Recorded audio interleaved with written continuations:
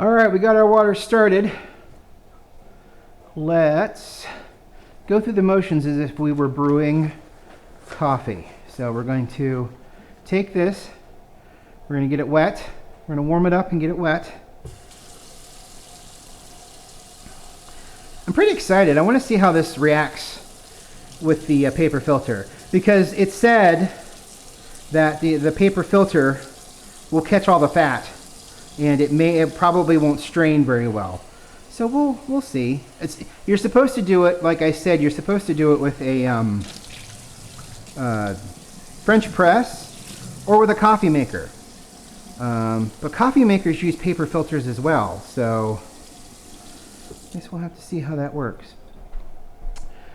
As stated, this was not directly our favorite, so I think we can sacrifice a little bit here for the greater good. I don't know how much we should put in here. I'm going to treat it just like coffee, so put that much in there. We'll see what happens. This may fail. This may just be an epic failure, but you know, oh well. So yeah, as I stated downstairs, the Kickstarter started yesterday for RiffTrax. So they're riffing the BMX classic from 1980s called Rad. Never heard of it myself. People on the Discord are very excited about it. They're very much more movie worldly than I am. So, but they're very excited for it. It's an 80s BMX film. Now, I didn't have a BMX bike. I had a mountain bike because we lived out in the middle of nowhere. It was all dirt as far as the eye could see, with hills and valleys and plenty of ways to go too fast down a hill, hit a tree root, flip over the handlebars, and I'm surprised I didn't kill myself, or at the very least break a bone. Knock on wood, I never have. So I don't even know why I did that. But so it's a BMX movie from, I think it was 1986, but it's called Rad, R-A-D. I'm very excited for it. I love movies that I've never seen. Like I'd never seen Swamp Thing 2 before I was given the opportunity to riff a scene. I actually got before the show. They sent me and I think four other people, because it's five people can do the writer riff. And then like 10 people can do the VIP event, and then like they're doing a doodle, and I think 5 people can get the doodle, and then will write you a jingle, and I think that's like 5 or 6 people. So, and we'll go the full 200 here. So it's so I mean, there are a lot of tiers, and go to Kickstarter and look up RiffTrax if you're interested in finding out what that's all about. And all of the ones that they have done since at least 2012 have been Kickstarters, the live shows. I'm super excited to see what this is. I may check out BMX before the show. I mean, I think I'm going to have to if I go through with the writer riff. Basically, with Swamp Thing 2, they gave you the movie, and then they're like, watch the movie and write jokes in spots. I think submit 5 jokes and we'll pick one. It turned out really well. Like I said downstairs, it was the biggest thrill to have Bill read my riff. I mean, it was. I sat there for a full minute. I couldn't hear anything else. I just heard him say it, and then I'm like, just full of joy, So, anyway, yeah, so I'm pretty excited for that. And I think it's in August. It's like the end of August is when the show is supposed to go through, barring any other dreaded diseases that decide to come through. So, yeah, that started yesterday. They've already broken $180,000, which is nuts. But every year, the fans come out and support, and it's just wonderful. It's wonderful to see. Um, anyway, back to this. How are we doing? Okay, 200. This should be fascinating. All right, let's get our pot holder. Let's see if we need to bloom it. I figure we probably do. Let's see if anything comes out to start with. But we'll give it a little bloom here. Coming out clear to start with.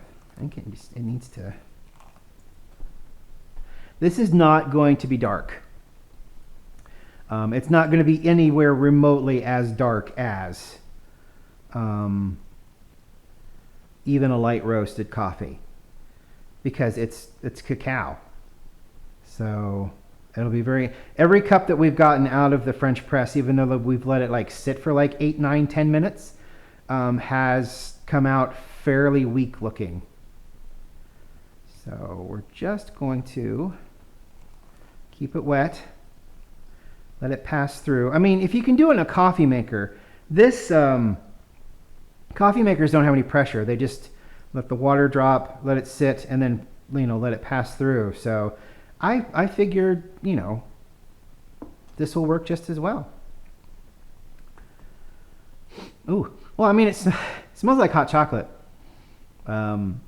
It's just pure cocoa and nothing else. It is just ground cocoa, organic cacao, cocoa beans. That's it. It's the only thing that they do. Or they roast the beans and then they grind them, and then you get them like this. I will say the smell has gone from just pure cocoa to more of a fermented smelling cocoa. That could be the fat being released. It'll be interesting to see how the bed settles, if it even settles. It's passing through very well. I'm actually very surprised at how, I mean, with the way they talked, it just sounded like it would be a complete blockage. And I got to remember, I got to keep the channel clear here to make sure everything comes through. Yeah, whew, wow, just got a big hit of ferment. Whew. Yeah, the other ones don't smell like this one. I don't know why. I guess this was it's not roasted any differently. Maybe it's just the country of origin, because this is Nicaragua. But it is definitely different smelling than the other ones. And it wasn't as pleasant as the other ones, which is why I feel comfortable doing this much just to see what happens. Huh. A friend of mine, Jerry, turned me on to brewed cacao. She had quit coffee and found this to be a very good alternative for various health reasons. She was very kind and sent me two sample packs, and I tried both of them, and I thought, you know what, these are okay, but grinding coffee is for me is so much better. So I went ahead and put those away. Rediscovered them when Matt said, hey, I think it was like a month ago, Matt's like, hey, I ordered some, because he hates coffee. He won't do coffee. He says it smells terrible.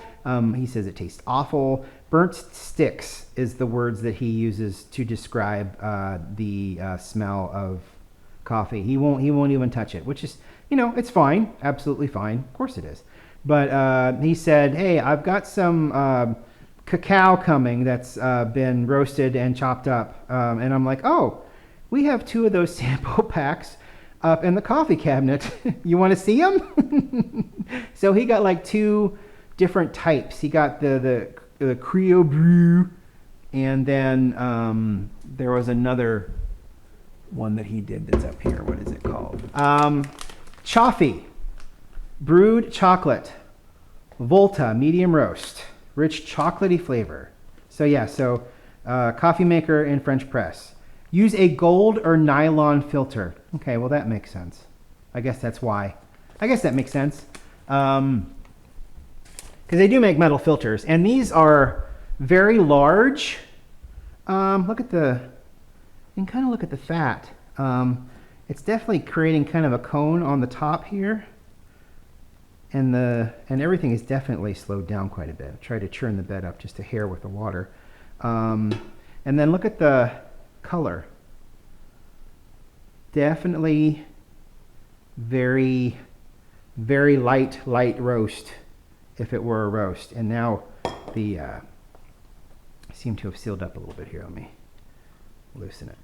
It definitely flows a lot slower. It may actually stop flowing. We'll stop. We'll stop with that. Because it may actually stop flowing. It's become a trickle now. So I'm going to do something you shouldn't do with coffee. I'm going to kind of give it some help here by moving the funnel around. Yeah, because if I do that, it's almost like it dries up a little bit. It needs a little bit more air movement in order for it to... Because, I mean, it seals right up to the sides, and it definitely seems like it needs just a little bit more air movement to get through. I'm going to get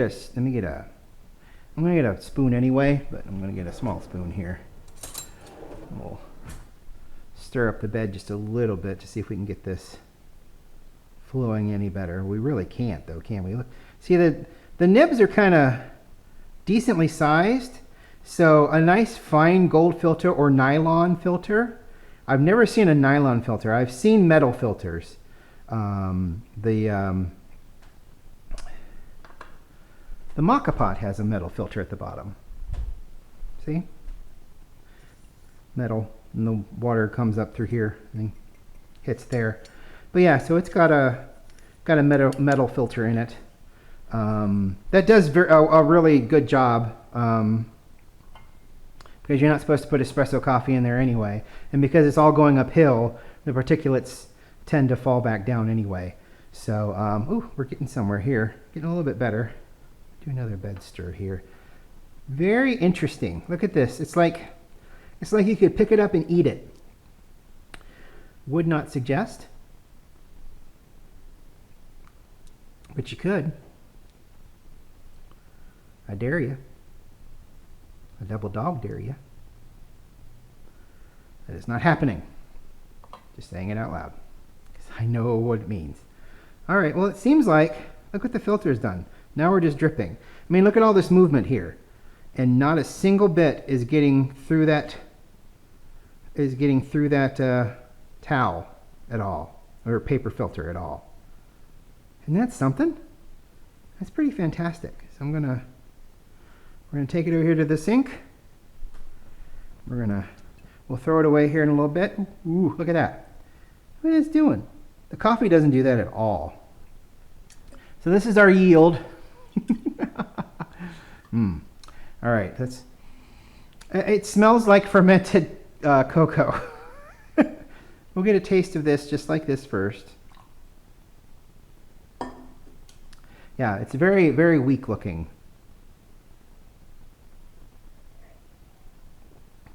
Oh, yeah. Oh, that hits a spot. I don't know what spot it is, but it sure does hit it. Whew. It just tastes very fermented. It tastes like if you were to get some unsweetened, completely unsweetened chocolate powder and, put it in water. That's exactly what it tastes like, except there's this really weird fermented hit. And I don't know if it's it must be from where it's brewed. It must be the Nicaragua blend. This is best before December of 2024. Fascinating. All right, let's get our pistachio. Make sure the top's on, give it a good little shake. We'll shake the world. Okay, let's pour this in first. I'm gonna put, well, we'll see. Ooh. It is not very appealing to look at. I mean, look, anyway. Okay, it does not pour like milk. Oh God, plant-based stuff, to me, just comes off as not appealing sometimes. All right, so we'll add this in. I'm pretty excited because I like this was really great in the coffee yesterday that we did with the Maca Pot. So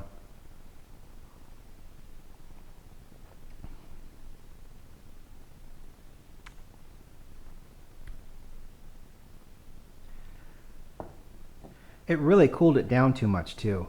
This really, I mean, I have the thing at 200 degrees, but it took so long to pass through that it really cooled down a ton. So while it was sitting there in that bed of cocoa or cacao, add a little bit more here. And oh, look at this. Can you see the fat? Look at the fat. Because there's nothing in this thing that's going to curdle at all. So that's just fat. I'm going to clean this spoon off so I don't get any nibs in there when I stir it. Yeah, boy, it really cooled it down like a ton. The passing through here just cooled it so much. And look at all that fat. That's fascinating. Give it a nice little stir here to try to give it its best chance.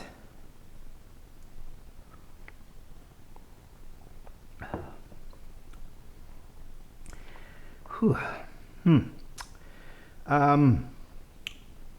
Maybe if you brewed this and got some of that dairy creamer that's got like a raspberry in it, or even the vanilla. Ooh, the vanilla. I'm gonna have to. I just grabbed my chin, as if you could tell. I grabbed my chin. Maybe the vanilla. Maybe that would be a nice reason to have one of those in the fridge, because I just bought this on a laugh, this Elmhurst, because I'm like, ooh, I love pistachio. That'd be fun. And I love the provocative leaf that they've put on there to emphasize the product. So yeah, look at that. Look at the fat. Isn't that amazing? I think that's amazing. And you stir it up and it comes right back. Yeah, it also might just be the roast. I mean, this, like I said, this tastes so fermented. It's just not. This does sweeten it up. It does brighten it up. It makes it less bitter. Takes away some of that fermented taste. But because this is incredibly low on sugar, and just basically relies on the pistachios and rice to flavor. I guess the rice really doesn't flavor. The pistachio is the one that really hits. It doesn't really sweeten it up too much. But that is absolutely fascinating. So this, I could get a metal filter for this, and it would work. I can see what they mean by the paper not working at all very well. Although it did work, the amount of grounds that I had to use, the normal amount of grounds that I would use, it just choked it. And the water just stopped coming through because all of those fat solids stuck to the paper. And it's like, think of your heart valves filling with cholesterol. Okay, that's all I want. That's all I got. Anyway, I was thinking of my heart valves filling with cholesterol. I don't hate it. It's supposed to be an alternative to coffee. Let me get one of the blurbs back here. It's a silly claim here. 99.9% caffeine free, but contains theobromine, a naturally occurring stimulant found in cacao that can be longer lasting, milder, and more pleasant than caffeine. Your mileage, as always, may vary. What else is back here? It's packed with nutrients like flavonoids. Avoid the flavonoid. To boost your immune system. Ooh, gosh, there's immune system boosting in this cup. Which might be true. It might not be true, because they don't have to evaluate these statements. The FDA does not have to approve them. They can just write them on the back of this and just be like, yep, that's what it does. What we may do at some point in the near future, if he wants to keep doing that, which, you know, is cool. I'm happy. That's amazing. Great. More things for me to play with to do stuff. We'll probably go get some of some carnation or something like that. Vanilla or, and you can heat that up in the microwave. so it won't cool down the product here like it has this. I mean, it's still tepid, but it's not as hot as I would want it to be at all. Thank you very much for watching. I really appreciate it. I hope you enjoyed this trip down my stairs and then trip back up here and experiencing this coffee that's not coffee.